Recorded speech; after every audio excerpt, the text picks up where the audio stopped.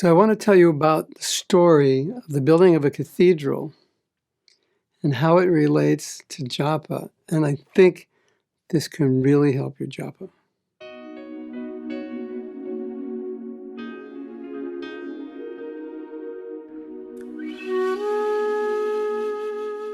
So one time there was a building of a cathedral, but it was in its initial stages. You couldn't really tell what it was. So a man came up to the bricklayer and said, what are you doing here? And the bricklayer said, I'm just laying bricks. This is really monotonous work, day in, day out, laying bricks. Brick after brick after brick after brick, and boring, and brick, and cement, monotonous, boring, Hare Krishna, Hare. No, so brick after brick, yeah. And then he asked the other man, another bricklayer, what are you doing? He said, oh, we're building this amazing cathedral. It's going to look like this.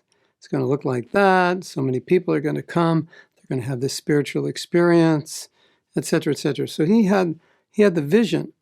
So because he had the vision, he was quite inspired, even though he was doing the same thing, laying bricks. But these bricks were building something amazing. So he was excited. Hare Krishna, Krishna. Okay, you get the idea. I want to explain a little more. I came across a video the other day of Arnold Schwarzenegger describing how he became successful. And he said he wanted to go to America. He became inspired to become Mr. Universe. And he worked out about 5 hours a day. And it showed him with 500 pounds on his back doing squats and so forth.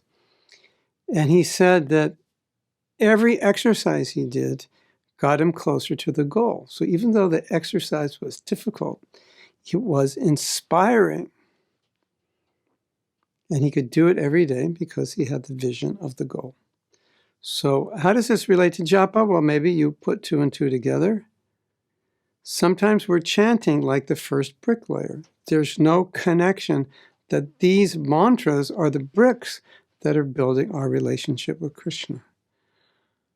But with the second person, he could see that relationship. He could see the end product. He had the vision that every mantra is exciting because it's another brick building my relationship with Krishna. Now, since we're talking about bricks, sometimes when we chant, the Maha Mantra feels like a brick, feels like a stone. But the reason is because our heart's like stone.